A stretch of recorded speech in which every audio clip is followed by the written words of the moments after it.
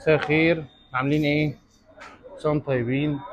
معاكم مينا سعد من معرض مكنة وسكوتر.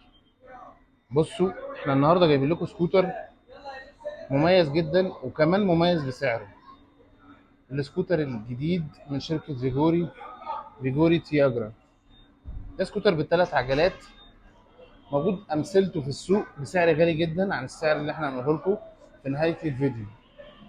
السكوتر ده بيقدم خدمة حلوة جدا لو لحد ما بيعرفش يسوق، او حد كبير في السن، او حد شاب عايز يركب حاجه مميزه وشكلها حلو جدا.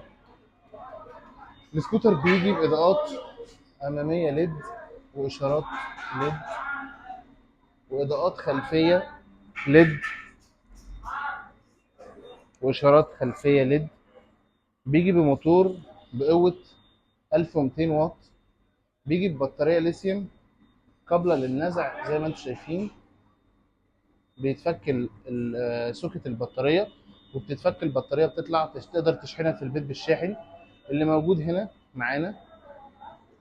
السكوتر بيجي بمسند خلفي لو اللي راكب خلفي، وكرسي كبير زي ما انتم اذا شايفين كده، مميز جدا بتطريزه والشكل الخامه.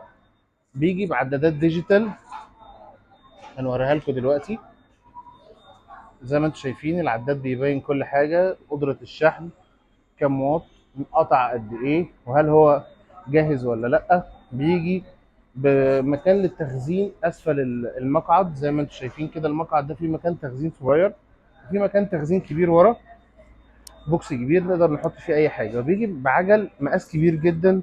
العجل ده هيأثر في المشي طبعا. عايزين نقول لكم ان في نهايه الفيديو ان احنا منتظرينكم. الموتوسيكل او السكوتر متاح في معرض مكنه وسكوتر كاش ب 48 ونص فقط. ومتاح قسط بنفس السعر عن طريق شركات كتير نقدر نقسط لكم. ويعني في انتظار اسئلتكم، ويعني نجاوب عليكم في اسرع وقت. الرقم هنحطه في البايو.